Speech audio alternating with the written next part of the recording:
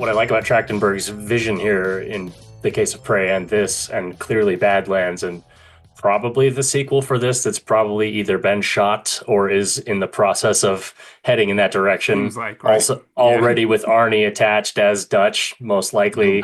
I don't know. I feel like this train has been moving unbeknownst to us in a lot of ways and in a deeper way, and that became abundantly clear just in the first interstitial, where you realize, oh, I see what we're doing. We're tying all this together with something else. And I think, Phil was saying he felt compelled to go to the next sequence. By the time one ended, he was like excited to see where things went because he was so attached to the character they just showed.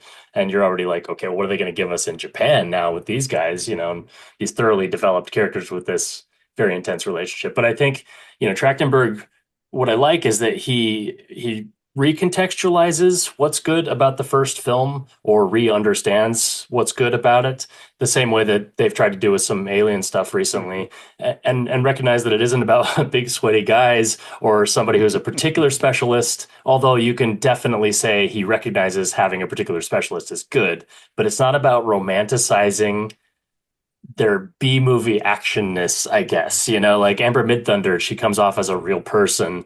She's got her own struggles that she's dealing with. She just wants to be accepted. She wants to be able to prove herself like anybody else in her tribe. And she's a very compelling character. So not only do you understand how intelligent she is and resourceful before she ever interacts with the Yautja, but, you're just along for the ride and you buy the whole thing. And she doesn't need to be able to bench 400 pounds. You know what I mean? It has nothing to do with the story. And I like that he's re-understood the entire thing from that perspective across the board, it seems. I mean, even with Elle Fanning being a replicant, I mean, not a replicant, sorry, a synthetic. An artificial person. Yeah, I know you prefer that yourself. But anyway, is that milk on your screen? Anyway, no, I just really, I love that he's opened it up to say, we could either do the John Wick thing where it's this endless cavalcade of action sequences with, specialists being emphasized in that direction, like for instance, the pilot. I love that his ship was his weapon. Yeah. Like there was a lot of re-understanding that I was really impressed and proud of, because this is an era of science fiction that is thin and hollow and cheap. And, I have a lot of things I could say, but basically when you see somebody come at it this seriously, it's refreshing. So that's my general thoughts Definitely about agree it. with that.